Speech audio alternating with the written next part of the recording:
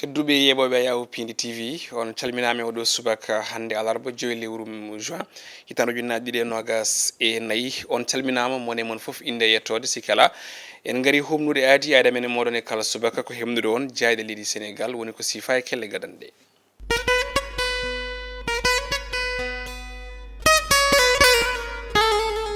jayndeji leydi men ko toɓɓere wotere ɓuuri hen mantinade e oɗo subaka hande woni alhaali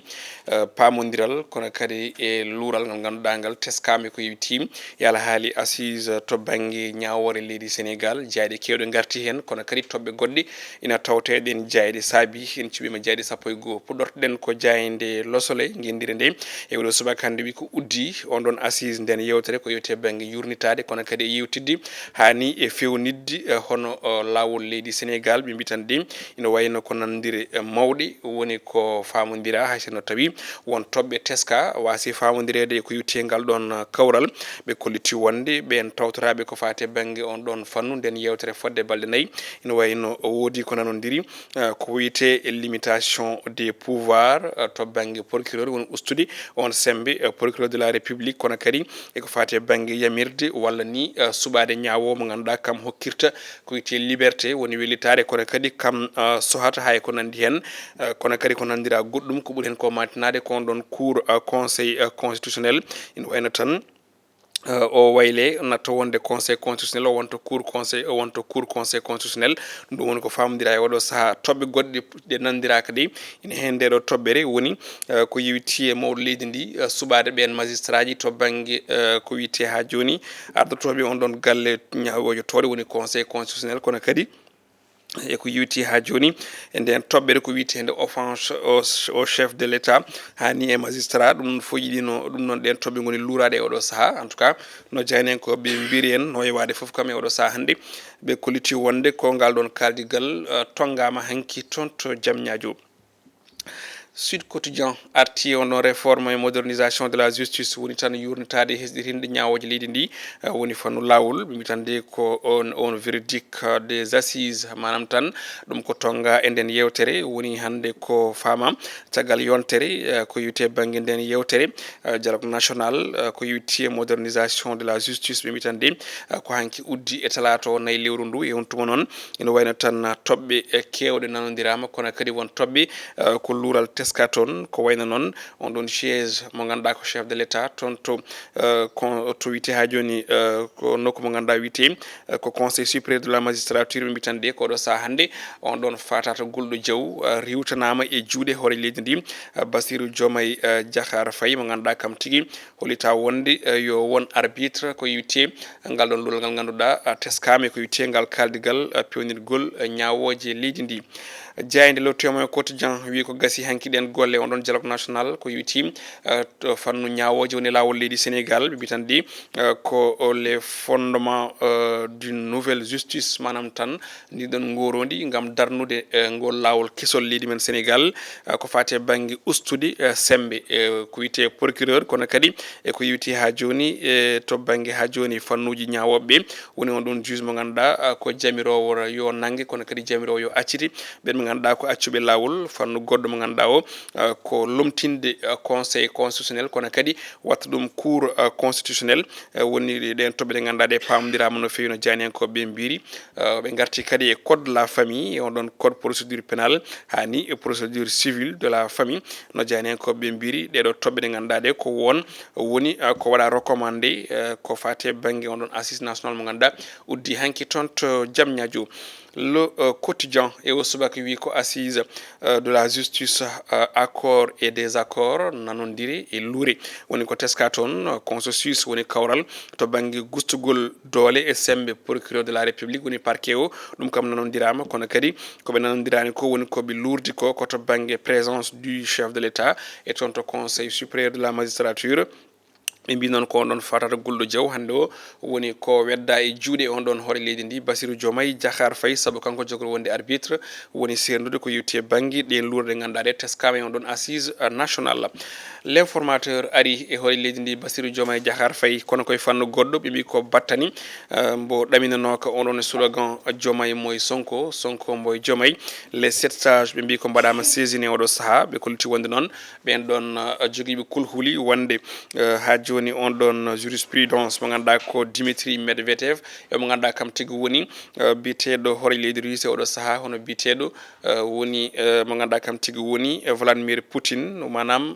ngu laamu no wano ni ɓe kuuli wonde ne woto ɗum wonde ɗo e nder leydi Sénégal saabi ɗin parti ji tati e mouvement ji ene wayno tan ciftini walla ni bindi conseil constitutionnel wonde yo tesko démission mo ganduɗa ko chef de l' état woni tan maw leydi ndi hande o gollani sababu o noon ko hoore jagorde makko kañum tigui fo nana waɗa ko waɗanno ko woni jaɓɓade diplomate ambassadeur uji ko wayno mbo Chine ko Ousmane Sonko jaɓɓi mbo France ko Ousmane Sonko jaɓɓi mbo Maroc ko Ousmane Sonko jaɓɓi kono kadi e ko yewti banggueji kewɗi ganduɗa ɗi koto banggue axe diplomatie sénégalaise to banggue caggal leydi ɓe mbi tan de ko hoore jagorɗo Ousmane Sonko kañum tigui woni patron politique mo ganduɗa kam tigui woni fonno jeeyaɗu ɗum ko président de la république e on tuma noon ɓe mbi Ousmane Sonko nana waɗa ko ganduɗa kam tigui woni ko constitution leydi Sénégal hokkani ɗum on ɗon dalilu saabi noon ɗen ɗon pelle jogade kulhuli e ɗin landaji bindi conseil constitutionnel wonde yo kay mbattu hakkillaji mumen e oɗo jurisprudence mo ganduɗa ko Medvedev e Vladimir Poutine toon to Russie. Le Dakarois quotidien ari koye kabaru belɗo ko fate banggue production de gaz naturel et liquéfié toon to GTA phase 1 e ɗi duuɓi nogas paaɗi jeyanenkoɓe mbi ko manam on ɗon machine walla on bateau yettima toon to maaje Sénégal e Mauritanie saabi noon ko Sénégal e Mauritanie ina paadi ko ɓuuri million ngaji ɗiɗi to banggue tonne on ɗon gaz naturel mo ganduɗa golle muɗum goɗɗoyi e oɗo saaha faya tan koye puɗɗogol production on ɗon gaz naturel e nder maaje leydi men Sénégal hakkude mum e dowla Mauritanie. L'observateur ari koye ko wiyete eurobond 45 milliards e haali CFA ɗum woni ko itta walla mbiyen ni ha joni ƴetta ngam timmitinde on ɗon déficit budgétaire mo ganduɗa Sénégal ne ŋakkirano ko tolni e 990 milliards e haali CFA opération noon ne wayno tan mo ganduɗa ko ɗaminennoɗo e onon loi de finance waɗama voté toon to assemblée nationale no wiiri jayde oɗo subaka jayde Walf quotidien ari koye presse woni jayndeji jayɗe e jayndeji mum ɓe mbi ko fisc kono kadi inspection du travail e compte uji mbaɗaɗi bloqué ɓe mbi tan de ko presse sous pression e oɗo saaha hannde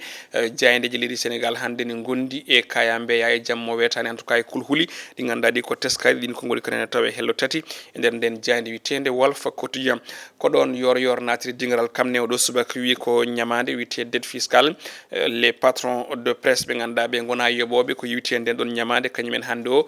goni e jammo wetani no jeynenkoɓe mbiri Madiambal Diagne ene rewe 91 million e haali CFA Maimouna Ndour ko 45 pawɗe haali CFA de média mo Bougane Gueye Dany kañum kam wirtima milliard uji ɗiɗi e haali CFA e on ɗon dette nden ñamade ganduɗa nde ko nde ɓe joɓani e oɗo saaha saabi noon Elhaj Ndiaye mo 2STV holliti wonde yo ɓen patron eɓe de presse ne wayno eto wawde yobde impôt ji ɗi ganduɗa ɗi koko waɗɗi e dow galleji jayneji ɗi e on tuma noon jeyna koɓe mbattodiri wiide wonde ko Macky Sall ha joni kañum sakkino ɓen ɓe ganduɗa ko patron eɓe de presse yelortonoɓe kala e saaha hande wontaniɓe caɗele en tout cas woni ko jayniyankoɓe jewti e nder nden jayde witende yor quotidien kalen e ko yiwitti e coftal balli tawi puɗortoɗen ko jande rewmi sport quotidien Ligue 1 toon to leydi France ɓe mbi ko Lamine Camara waɗama nominé saabu on ɗon trophée mo ganduɗa ko pépite de la saison suka mo ganduɗa o ko ɓurɗo teskinde ko witti oɗo saison battidiɗo ene tawe hen coggu e jeeygu jour uji woni mercato nanodiral ɓe mbaɗi ko namdal beele heɓama hakkude Salernitana Boulaye Dia gam yaademo toon to Lazio de Rome kona ɗum kanko pépite sénégalais o biteɗo Lamine Camara kolobaji kewɗi hande toon to Europe ina ɗaɓɓamo toon to Italie Espagne e tonto Angleterre. Jayande Stade Quotidien yoɗo subaka ari koye match Sénégal République démocratique du Congo janggo kono kadi Sénégal e Mauritanie e on éliminatoire mondial 2026 ɓe mbi ko holno Sénégal jogoɗo sifrade tawi Sadio Mané tawa en tout cas ko namdal ɓe mbaɗi oɗo saaha haysono tawi jaabuji ɗi ne tawe hen goɗɗum ko tawete nder nden ɗon jeyandi ne wayno ko coupe du Sénégal ɓe ganduɗa kañumen goni o biteɗo Pape Ndiaye monsieur but noon ɓe noddirtamo attaquant mo ganduɗa o ko attaquant marque but je kala e saaha mercato africain coggu e jeeygu jour ɗi ganduɗa ɗi ko Afrique naaɓe mbi ko namdal ɓe mbaɗi Mohamed Kudus beele jogorani lomtade omo ganduɗa kam tigui woni Mohamed Salah toon to Liverpool no way wade foof jeynen ko ɓene jabto hen saabu on ɗon ɓiɗɗo Gana peto toon to West Ham ina ɗaɓɓe no fewi tawi ummori koye Liverpool kono ɗum mondial 2026 Inex Moriba ko numéro 10 Sili national toon to dowla Guinée ɓen jogori yilloyade toon to Algérie en tout cas ko goto e match ɗi ganduɗa ɗi ko paɗaɗi e oɗo fenêtre FIFA mondial 2026 tedduɓe yeɓannoɓe Ayaw Pini TV walla yeɓoɓe ni on jettama e oɗo subaka alarba ina woni 5 lewru juin 2024 ɗo kadda mi moɗon so Allahu lamɗo jaaɓi jandi sappo e goori cuɓinden e oɗo subaka en jetti Djiby Dieng to banggue caméra e montage jokke doftade hormade programme Pindi TV e kala e saaha jandiyankoɓe haralleɓe ina keeɓi gam hemnudon ko cohluɗon ko yo en ñalle jaam.